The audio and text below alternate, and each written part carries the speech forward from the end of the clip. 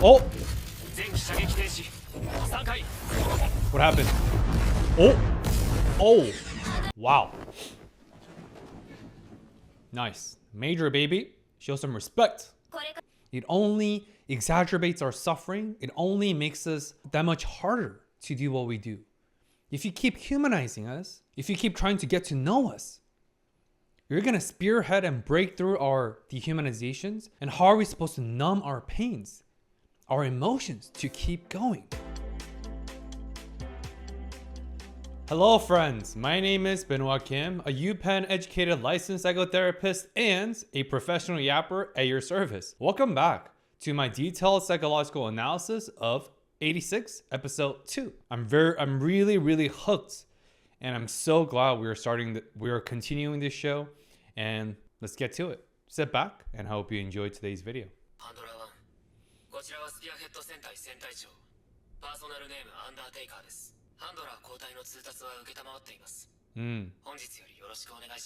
On the calm, Reaper, Shin, God of Death, that I speculated in episode 1, he's actually pretty friendly, pretty amicable. There's no hostility, he's just very neutral. I respect that, the professionalism. And he just hit me. I think Spearhead, the name of the unit in itself, is very symbolic. What is a spearhead, right? It's the head of the spear. And spearhead in itself on a weapon is on the edge, the precipice of danger. Because when you're fighting as a soldier, especially in the Roman Empire, medieval time, with a spearhead weapon, right? That's the first thing, that's the first point of contact, literally, with the enemy, aka danger and threat. So I think spearhead in itself symbolizes the unit in itself is constantly flirting with death, the precipice of danger, enemy, the frontier. There's symbolism everywhere, right? Good thing I'm taking notes.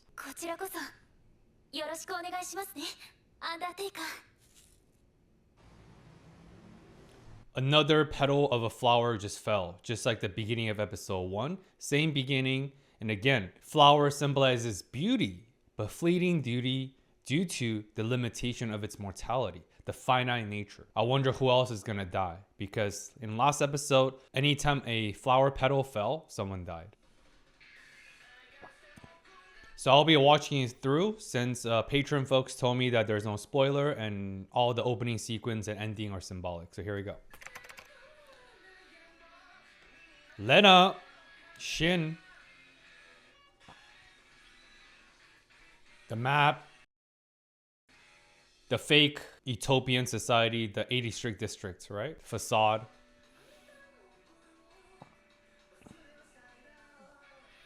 Shin and the spearhead. Lena in her uniform. The Reaper. Unmanned drones. My ass.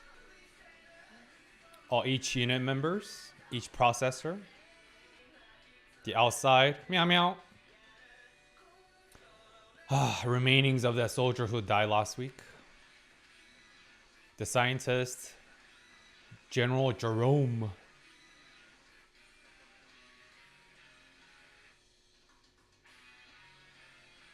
Flower. Wow, so many scenes. Also, one last comment that I forgot to mention in episode 1. Remember at the end of episode 1 when Shin shot one of his comrade? I don't know why I call it. Comrade sounds like communist. So I'm going to call it battle buddy, which is the military usage. When Shin shot his battle buddy to end his suffering because he was going to die, it just hit me. Think about the unspeakable psychological torture, torment, and impact on Shin's psyche for him as the team captain, as a Reaper, to not only take away the lives of his enemies out of necessity of survival, but also take away the lives of his very own battlemates, his teammates, his fellow 86, who he dines with, wakes up with, works out with, battles with. Think about that guilt. Think about that suffering. But of course, we saw no emotionality on Shin's face last week. It's absolute neutrality. It's very neutral, stoic. That is the biggest and the most powerful portrayal of emotional numbing. He has to numb his emotions. He has to suppress his humanity in a sense. Otherwise, will you be able to shoot your colleague, your battle buddy? At the same time, he has to, because there's no paramedics. The chance of rescue is 0 because, again, 86, Article 86, AWOL. leave without absence, or absence without leave. Officially, they do not exist. They never existed. So how can they send paramedics?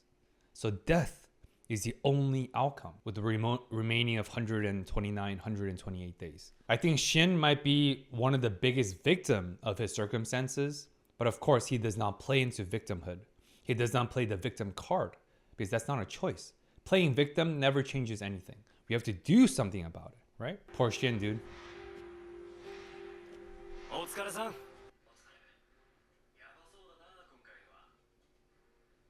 Lena? 新鋭の前またやりやがったなてめえこの野郎アルドリヒトのおっさんショータイムだな What happens? Also, why is he wearing sunglasses at night? Douche alert? Just kidding. Maybe he had the LASIK surgery and he needs to wear sunglasses to protect your cornea. 何かじゃねえよなんでてめえは出撃のために機体ぶっ壊してくるんだよ足回り弱えんだから無茶すんなって毎度毎度言ってんだろうがすみません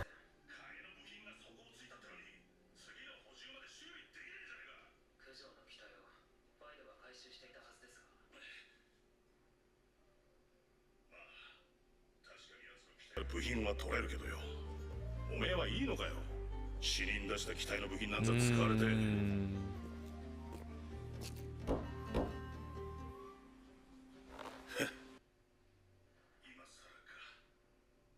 そうだったなアンダーテイカー最後におめえと同じ部隊にいて運が良かったな True. 他のプロセッサーのやつらもお前に連れてってもらうんだもんな What does he mean? What is this Uncle Sunglasses saying? Kujo's lucky? Obviously, Kujo is the name of the processor, the colleague that was shot by Shin out of necessity. So again, sort of like assisted suicide. Why? Because if they remain alive, do they get tortured by the enemy android robots? And what's the status? What's the state of affairs of the enemies? Are they truly unmanned android drones? Are they also manned drones disguised as unmanned? Similar facade, similar dystopian disguised as utopian situation as the Republic? Or is there a different scenario?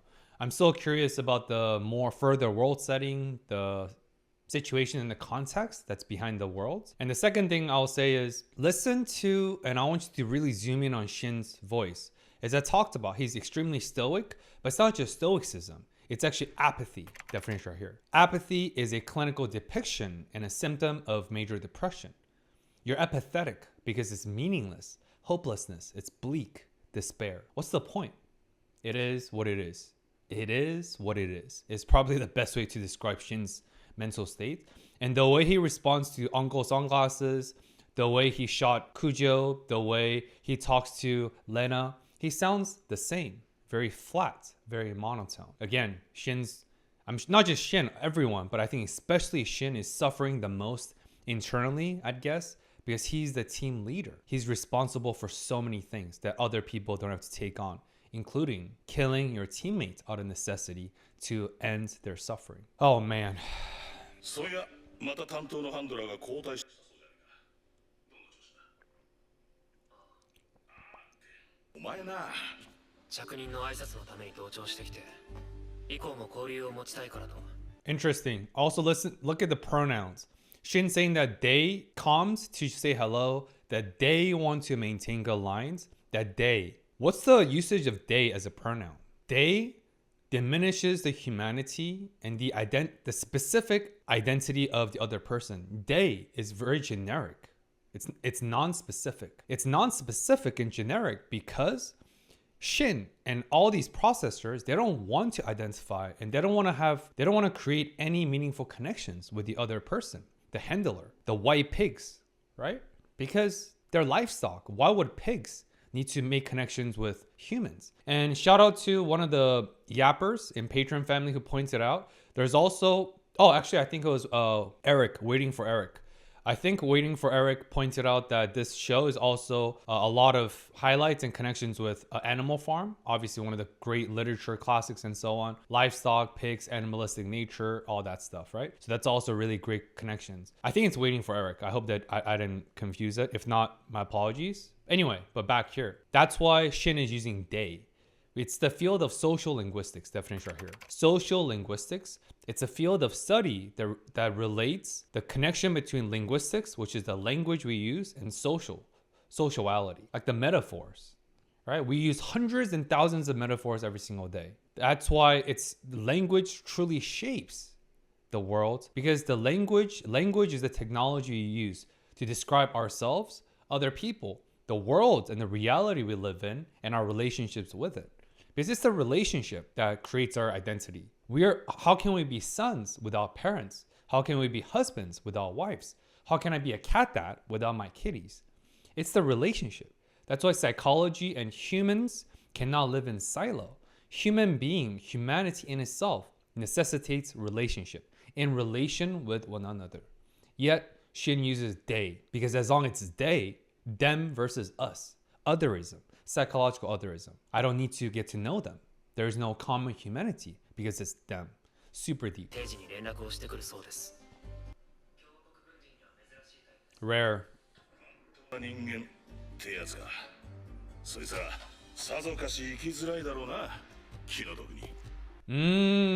Uncle Sunglasses understood instinctively. They must live a hard life. Why? Because they, aka Lena, is an outlier. It's very nice. Lena humanizes the 86, whereas the system of the Republic does not.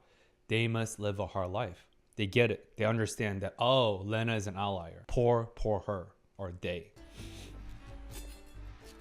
Oh man, Kujo. Oh, so many fallen comrades.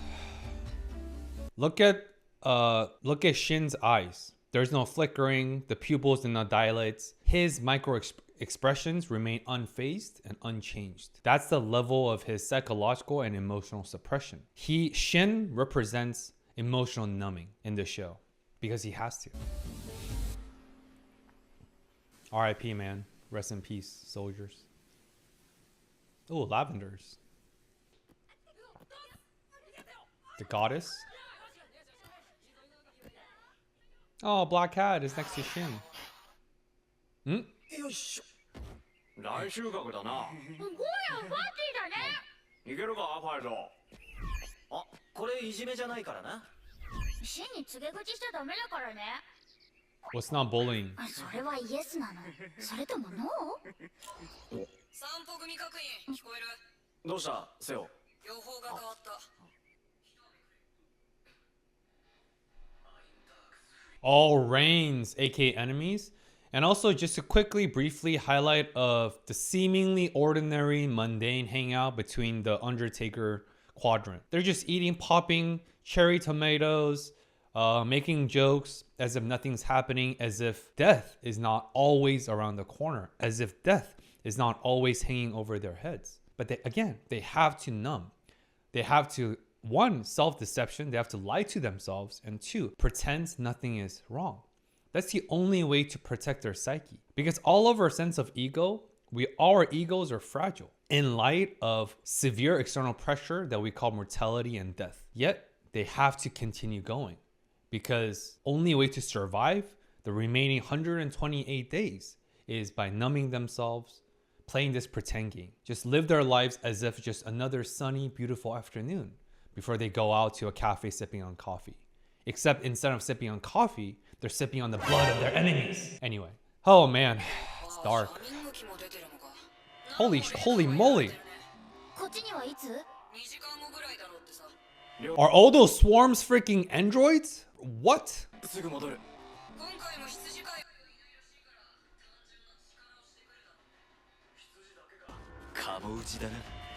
A sheep, shepherds. I think shepherds are those android robots, and sheep, I guess, are the swarming, whatever, smaller androids. All the metaphors, you see what I'm saying? Social linguistics at its finest. So many metaphors, analogies, and I think that's another reference to Animal Farm, right? Obviously, classic book right here. They're using all these livestock analogies. Pigs, sheep, shepherds.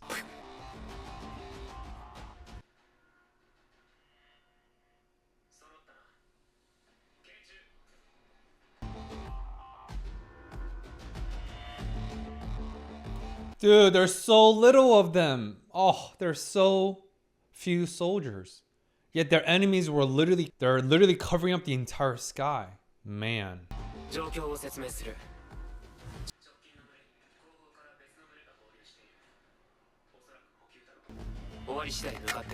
And look at how beat up all of these unmanned drones are. Look at how beat up all the equipments are. I'm stressed. Kill zone?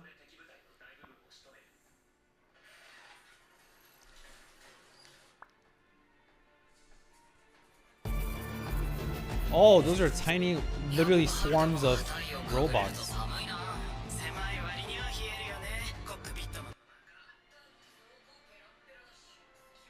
The armor's paper thin and has plenty of gaps in it. And there's no insulation. So dude, the 86, they don't only have to risk their lives with the high probability of confidence of death. They have to deal with shitty equipment that's broken down, beat down, shut down. It's paper thin.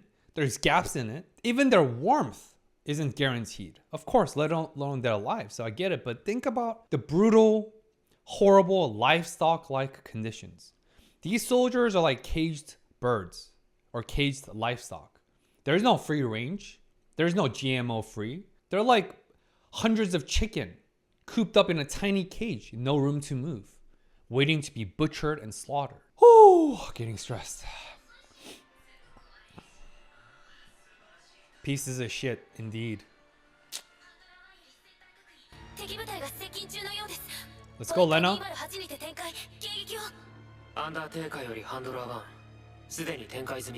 Oh, dude, so Shin's strategy is already the same as Lena, the handler, yet they already got ahead of her and they're already, wow. Respect.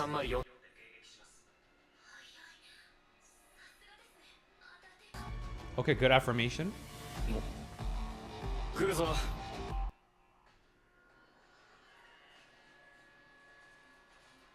Holy. Whoa!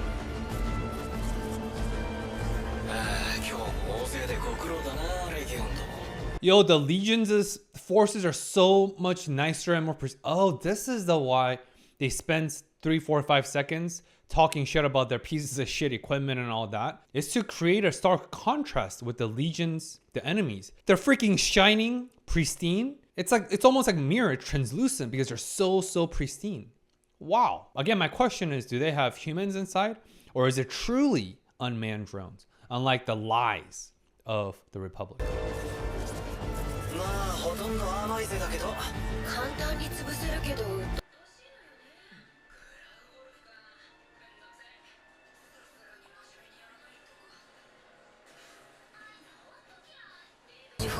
Tank.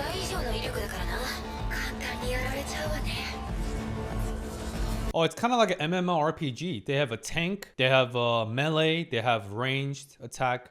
They also have like scouts type that's disrupts comm communications and all that. So, wow. It's truly a formation. They're just missing a healer. Soro da. Seeing them stretch makes me want to stretch.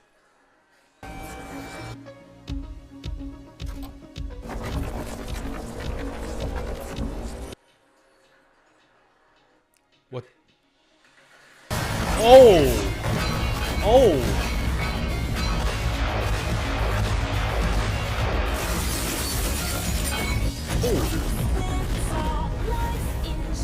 Intercept those missiles. Nice. Good dodging. Oh!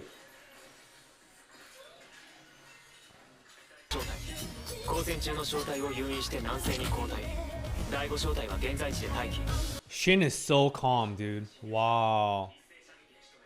He sounds the same.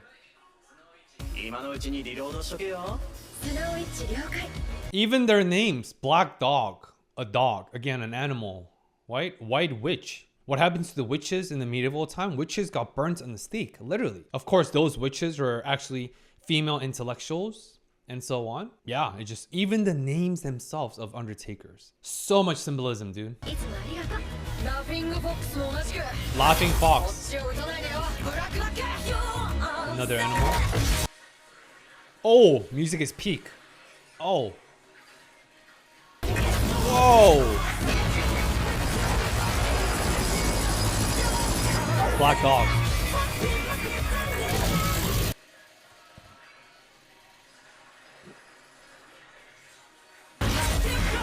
Yo! Oh! What happened? Oh! Oh! Oh shit! Yo! Ultra long range. Wow.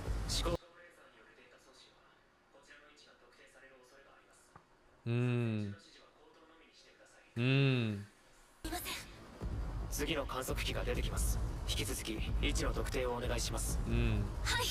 Also, my question is, Shin was taking notes in his red diary. I don't know if he was like memorializing and honoring Kujo's passing away, taking notes, preparing part of his routine. But how did he sense the coming of enemies even before Lena did? And obviously, Lena as handler, she has this bird's eye view, 30,000 foot perspective. But how did Shin know? Does he have some sort of a supernatural or technological abilities to sense electromagnetic signals, things like that?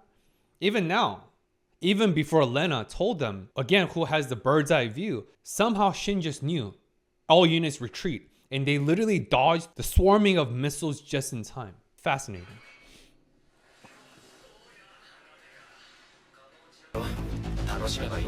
Duck hunts.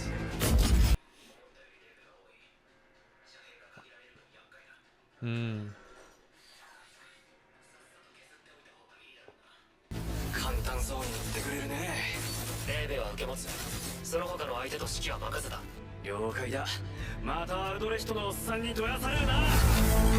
Uncle sunglasses.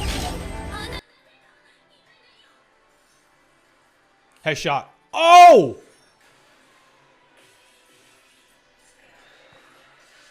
Dude! Yo!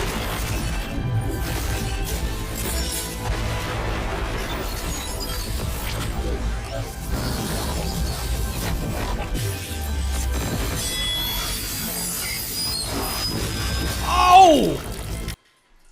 Yo! Duck hunts indeed, dude. Goosebumps. Oh my god. Yo, what the? Parkour? Who is this guy?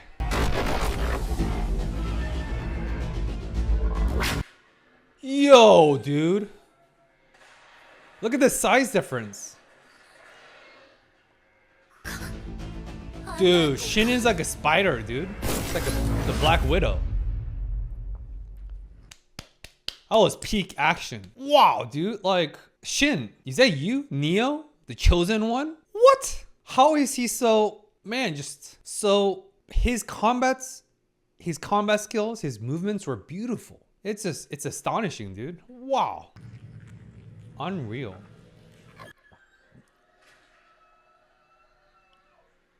The retreating. Hopefully no casualty. I hope everyone made it. Man. I'm sure Uncle Sunglasses will be pissed with all the parkour skills, dude.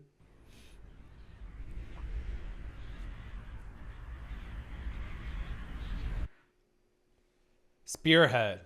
I see. So this episode is about Spearhead. Again, the precipice of death and danger. As a first point of contact, literally as a spearhead. And also, dude, the Republic, they're just a bunch of shitbags, dude. Imagine how OP and powerful and effective the Undertaker is. Imagine they actually had cutting edge technology and equipment. Imagine if their equipments were actually nicer, better. They could be so much more effective. But of course, the Republic doesn't care. I'm sure they have to keep their defense, DOD, Department of Defense. They have to keep their defense and weaponry and all that expenses to a certain degree because they're unmanned drones, right? They have to keep up the facade, the false facade to the Republic, the 85 districts. Yet they're so potent and deadly, even as beat up as their equipments are. But imagine if they were actually pristine equipment, just like the Legions. Man, Republic, dude, you guys are scums.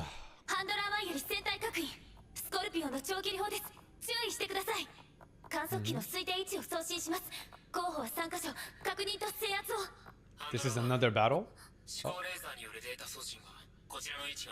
Oh, I see. So the first half of from the Undertaker's perspective and the second half is from Lena's perspective. I see. He sounds the same, monotone, flat.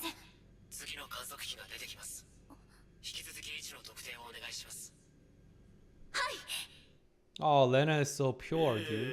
西暦2139年、今から9年前、我がサンマグノリア共和国は隣国のギアーデ帝国から宣戦布告を受け、奴らの自立式戦闘機械レギオンによる侵攻が開始されました。しかし実際のところ、ギアーデ帝国はおそらくレギオンの暴走により Look at all the officers, the handlers. They're talking to each other. These two girls, they don't even have their notebooks open. The guys on the left is dozing off, right? It's rotten to the core. And also, just to clarify, when I say the Republic is scumbags, I don't mean the citizens. I mean the governments, right? No matter the warfare, battles, whatever scenarios, the citizens are usually innocent. It's usually the leadership and the government that's problematic. You know what I mean? このことにより5万時間、およそ6年弱の寿命が設定されたレギオン前期は約2年後には完全に停止することになります。Oh, so the Legion is truly comprised of actually autonomous androids. Oh, that's why they said the war will be over in 2 years, because there's the clock, the stopwatch. The clock has already begun ticking, and so they just have to survive 50,000 hours, and only 2 years have remained. That's why people don't care. And even the professor, who he's older, which means he actually gone through real battles with real, I guess, well, not real casualties, because even now there's real casualties. They just are lying to themselves about it. But the professor, he actually went through shit. Whereas these youngins, young blood, they're dozing off. They've never seen real battles. They're like, oh, whatever. The pigs, 86 is fighting for us. Who cares? 終戦までの2年間という限られた時間ではありますが、しっかり責任を持って任務を全うしてもらいたいと願います。何しろ我が共和国が開発したジャガーノートは、レギオンとは比べ物にならないほど優れた無人機でありまして。Juggernauts are vastly superior, my ass, because it's 86. It's not the actual autonomous units. Freaking liars. And also, another interesting thought just popped up. I talked about Shin and the entire Undertaker, and I'm sure they are the microcosm of the entire 86, who are very apathetic, emotionally numb, because they have to, out of necessity and trauma. Yet, similarly, the handlers, the officers of the Republic, they're also apathetic. But although it's the same apathy, the reasons are very, very different. Fascinating. Oh, Lena's pissed. Lies! Here goes Lena. Here goes Lena. Let's go. 本日は実際にジャガーノートを指揮管制している現役のハンドラーブラディレーナ・ミリーゼ少佐がお話ししたいとのことで。The professor is sweating because he's like, oh, I can't even yell at her because she's probably higher rank than he is. Retired officer turns whatever instructor. And Uncle Jerome, baby. I'm sure they know about that connection. And of course, Lena is also the youngest major in Republic's history. So she's a prodigy. She's a savant. She's, speaking of stellar, she's truly stellar. She exceeds her reputation. But I wonder, obviously Lena is gonna speak truth. And I think Lena represents spearheading, speaking of spearheading the paradigm of facade, the system of lies, penetrating truth, psychological truth. She represents what it requires, the external pressure, the reality testing, the stress testing of our cognitive dissonance. Because the Republic, as I talked about in episode 1, symbolizes cognitive dissonance. The distance between beliefs and actions and self-deceptions. And that's why episode 2 is called Spearhead. Yes, it's about Spearhead, the actual unit, but it's also about Lena spearheading truth. Wow. Nice. Major, baby. Show some respect. Yo.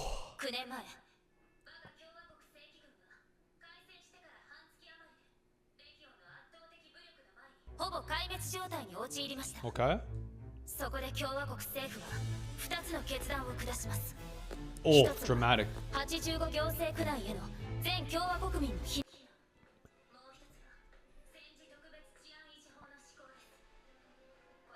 我々アルバと違い、髪と目が銀色でない人々の市民権を剥奪し。Alba! Like albino? Yo, stripped citizen rights of everyone who don't have silver hair like them? Is this like German Nazi? Like the perfect Aryan race? Yo, what? Wow. 人間とみなさず、85行政区の外に。 Yo, this is straight up Mein Kampf, dude. Ah ouais, je l'avais en format PDF. Attends, voir. Ah oui, oui, c'est possible que je te l'ai donné. Ouais. Non, mais c'est Minecraft qui voulait. This is the Nazi manifesto. Yo, wild. 隔離、監視する法律。 Dude. 知っているでしょう。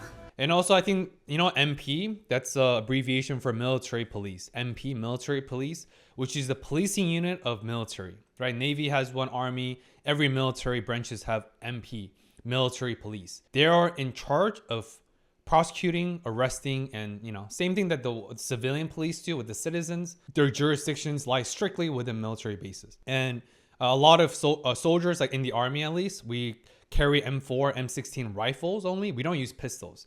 MPs are the only ones that actually use pistols because quick draw, things like that, right? So I think MP is here to, one, monitor safety and make sure no one's being unruly. But maybe I wonder if the MP is here specifically for Lena because they know she's unhinged compared to the rest of the rottening people who are lying to themselves. 人がいないはずの区域は86区。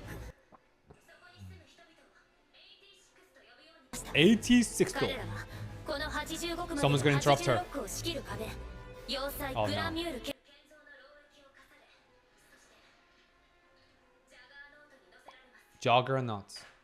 ジャガーノートには人間が乗っています。ですが、乗っているものが86が人間でないのだから、それは無人機だという理屈です。そして彼らは大量に囲まれ、今日もまさに今この時も戦い続けています。毎朝流れるニュースは事実はありません。確実に犠牲者は出ています。 People are dying. Here's my prediction though, I'm sure right before they reveal. Look at the apathy and the indifference of everyone in the audience, in the auditorium listening. They don't care. They were brainwashed since they were born into this republic, the false facade. They raised up. They grew up under the brainwashing power of propaganda. You think one person like Lena could penetrate and spearhead against that brainwashing? If it's that easy, it will not be called propaganda.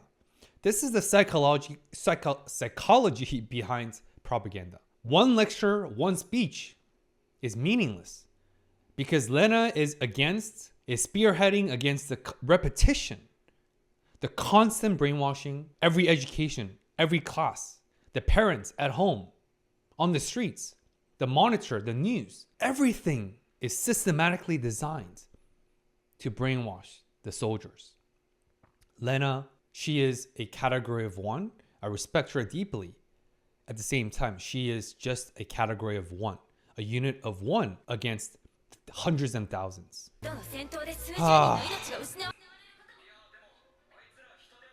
Yo, see? Called it. They're humanoid pigs that failed to evolve? What the Bro, this is Mein Kampf. This is straight up Nazi manifesto. Yo. Animal farm, yo. This is crazy. Ah, pointless. Yo. Goosebumps. She has. Respect. 命をかけて戦っているのは我々が市民権を剥奪した86と呼ばれる人々だけです。Oh, now she's pushing too far. That's why military police MP stood up. I think there's a fine line because of General Jerome, Uncle Jerome, and B because she is a major. She's high ranking. And this is obviously not the same, but even in the US military and a lot of military forces, even around the world, per my knowledge, enlisted soldiers, which is E rank, enlisted soldiers are fighting the front. They're the infantry, and usually high-ranking officers are in the back. Because the assets of high-ranking officers are not their combat skills, because there's plenty of infantry soldiers. Their asset is their intelligence, their strategy of their minds. Because strategies win battles, not just foot soldiers, literally. So, of course, it's not as brutal and dehumanizing as the show is, but there is some truth in that. The officers are usually in the back, but if you're like lower rank officers, like second lieutenants, first lieutenant, which is the first lower two tiers of officers, they do fight in the front with their platoons, which is a smaller unit. There's units, there's platoon, which is a unit, and there's the squadrons, and there's like the battalion. Battalion is like higher rank, and they're usually under higher ranking officers. お願いしたじゃないですか。奴らの肩を持つようなことはしない。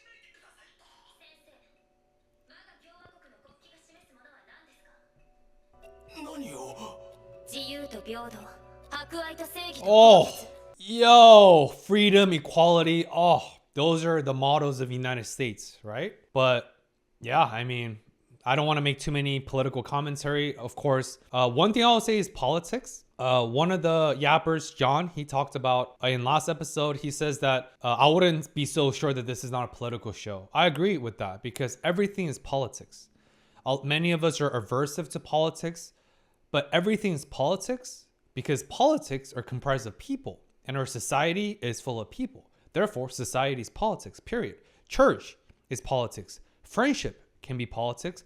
Relationship, politics. School, politics. Work, politics. Politics are everywhere. It doesn't have to be about politicians and soliciting, making campaigns and speech. Politics is relational because everyone has an agenda, explicit or implicit. And I don't always mean agenda full of malice. I don't mean malicious agenda.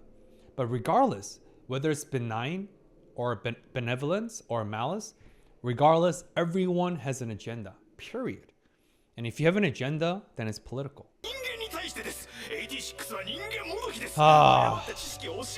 This is the power of self-deception. Again, just like the 86, they're forced to be apathetic and emotionally numb and dehumanize even themselves by calling themselves Black Dog, White Witch, Laughing Fox. They're doing it out of necessity because if they humanize themselves and one another, they cannot keep going and survive 128 days in the battlefield. Loss of human life is unbearable, especially if you're teammates.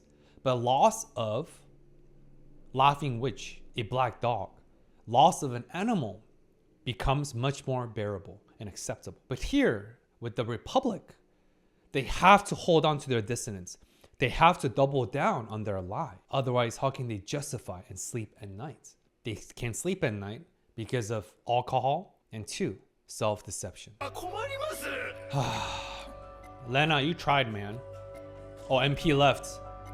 Lena's reported. Sheesh.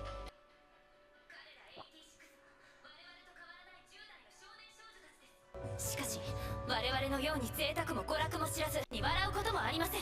See? You see that? You saw students frowning. He's like, what is this nonsense? Like, oh my gosh, Major Lena is crazy. She's gone cuckoo.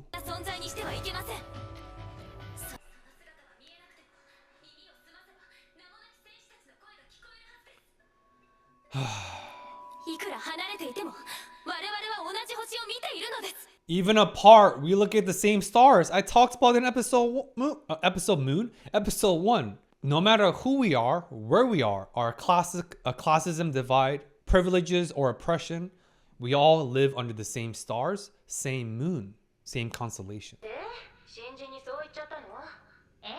The scientist frowning too. Yeah, there will be. I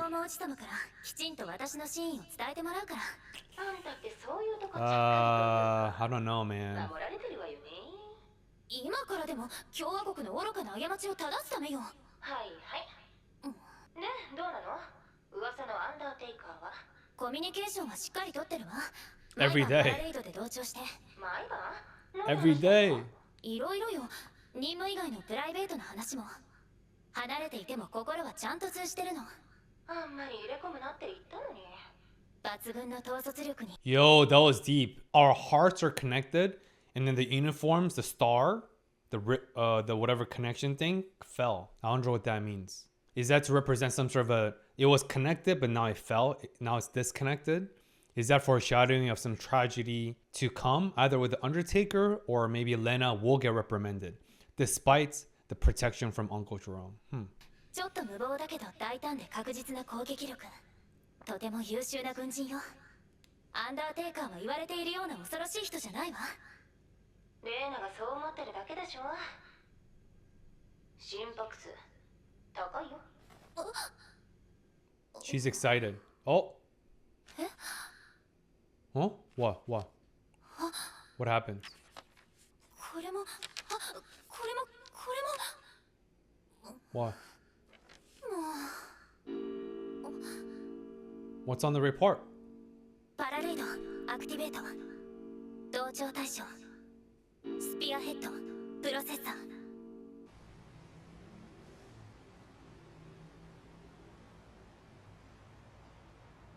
Golden hour. Oh, she's smiling. As soon as I'm sure Shin came online, Lena's humanity is much, much needed and precious. But something tells me that her unruly nature, according to the Republic, will not be in free reign forever. Speaking of free reign, free range, get it? Animal metaphors? Anyway. Yeah, I'm sure someone will reel her in. And I don't know, something tells me there's going to be some sort of a consequences and she'll be reprimanded pretty severely. I hope they don't take her away from Undertaker, but they can't. No handler will volunteer because all the handlers have died or killed themselves, right?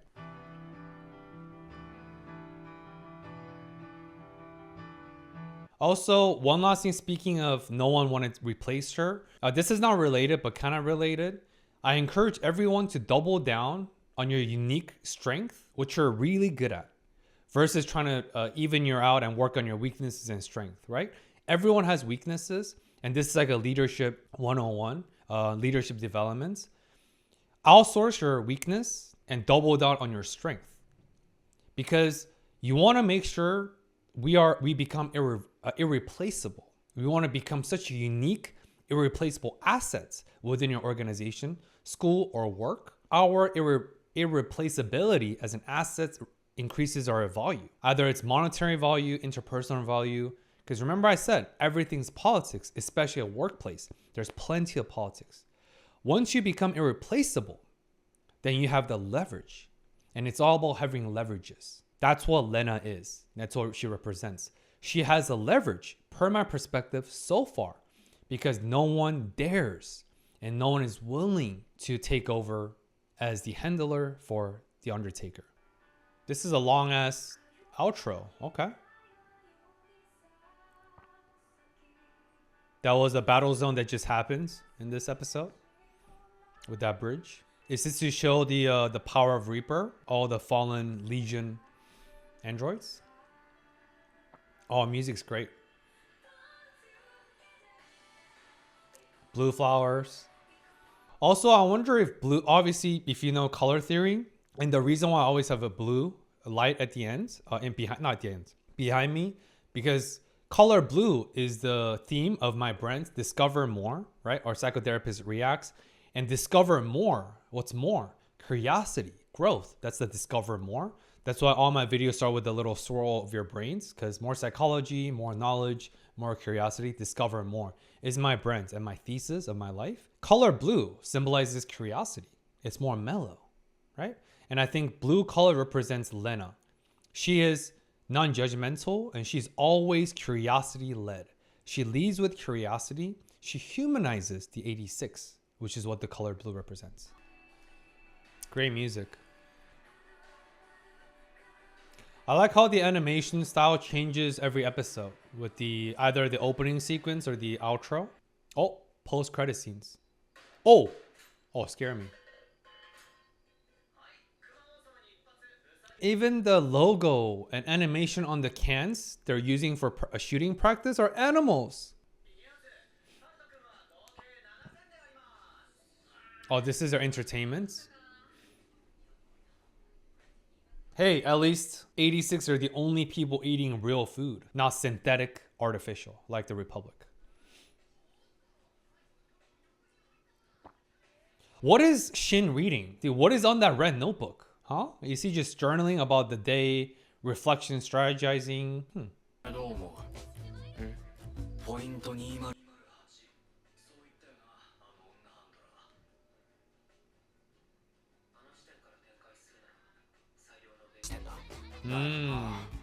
優等生丸出しのとこはヘドが出るがただのお嬢ちゃんじゃなさそうだな Oh, she's not just a spoiled, because she actually knows what she's talking about. They're picking up and appreciating also her strategic mind that, oh, she's legit. Remember, the youngest major in history. Wow, okay. So I think they're starting to appreciate and recognize what Lena has to offer and her humanity. This is cool. よし Gosh. でもま Great question.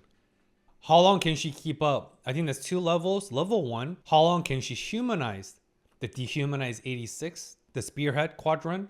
And level 2, how long will the Republic allow her to indulge in her unhinged, unruly nature? ほら来て Kitty! どうぞありがとうアンジュ Hmm? あはい Oh, does he like her? アンジュのケーキ配るよ 面白い Wait! Anju has silver hair. She is an albino. Why is she here? Who is Anju? 別に Interesting. 他のことを考えてる間は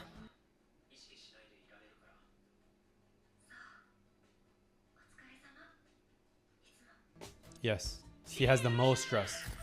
Shin has the most stress.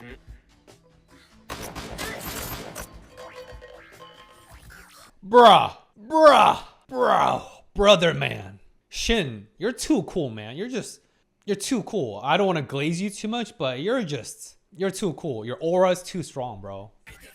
Straight up aura farming. I know, bro, sitting down. Straight up aura farming, my guy. 戦隊確認今はよろしいですか Oh, Lena's nightly 記録 check-in. 更新1週間連続問題ありませんハンドラー1今日はお疲れ様でしたええあなたたちもお疲れ様ですなんだかとても楽しそうでしたがただの時間潰しですお気になさらず Oh, we were just killing time. Because that's what they have. They either kill their enemies, kill each other to end suffering, or kill time. そうですかところでアンダーテイカー今日は少しお小言があります何でしょうか紹介と戦闘の報告書あなたがスピアヘッド戦隊に配属されてからのものを読もうとしたら Hmm? 全部同じでした前線の様子などそちらが知ってどうするんですか I see. 無駄 That's なこ why. とをしますねレギオンの戦術や編成傾向の分析は私たちハンドラーの職務の一つですどうせ読まれないから送られなかったのだということは分かりますしそれはこちらが悪いのですから怒りませんがこれからはきちんと作成してください、私は読みますから She 読み書 does. きは苦手なんですまあ強制収容所に学校なんてなかったからね Oh, ごめんなさい true. 苦手というか面倒だろアンダーテイカーアンダーテイカーわかりましたこれまでのものも送ってください全部ガンカメラの映像ファイルでいいですかダメです書いてください Hmm? 分析ができれば対策が取れます精鋭のあなた方の戦闘記録ならなおさらに全戦線の損耗率が下げられますしそれはあなた方にもそうなのですからどうか協力してください Oh, she's pleading. いえ同じぐらいですよ皆さんと従軍してもどれくらいになるのですか All of this is to humanize. She's trying to get to know them behind the label, the box of 86. な4年目というところかなア Fourth ンダー year. テイカーは一番長くて今5年目だではアンダーテイカーは任期満了まであと少しですね With his term, you don't describe term in military. What is term? Death sentence. Wow. 退役して共和国市民に戻ったら何かやりたいことはありますか行きたいところや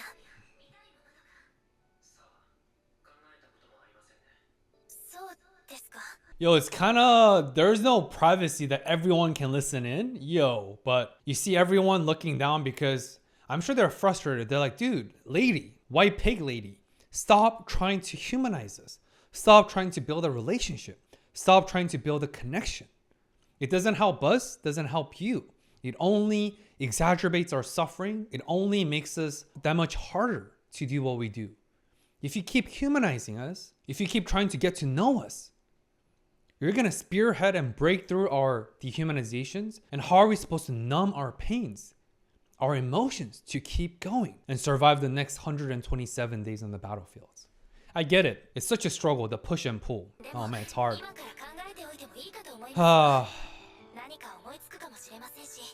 What Lena is doing is she's creating SMART goals. Definition here, SMART.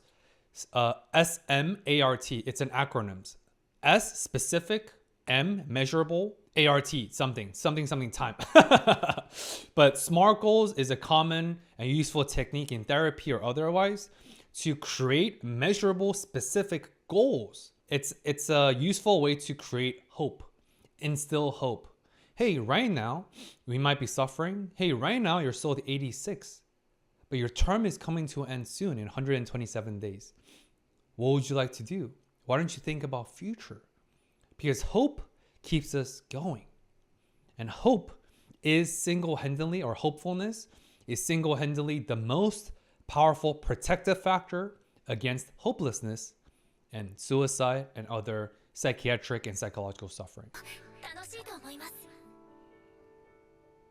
Oh, Shin smiled.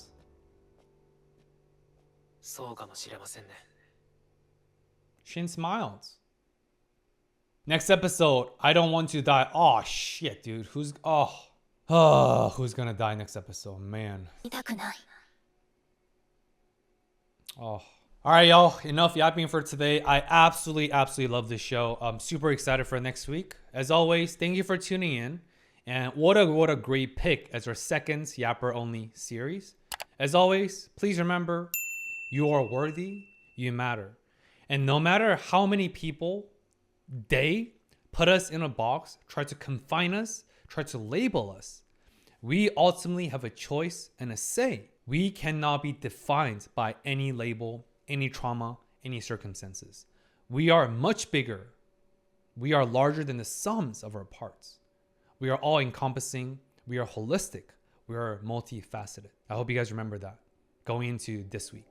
As always, see you next time. Peace.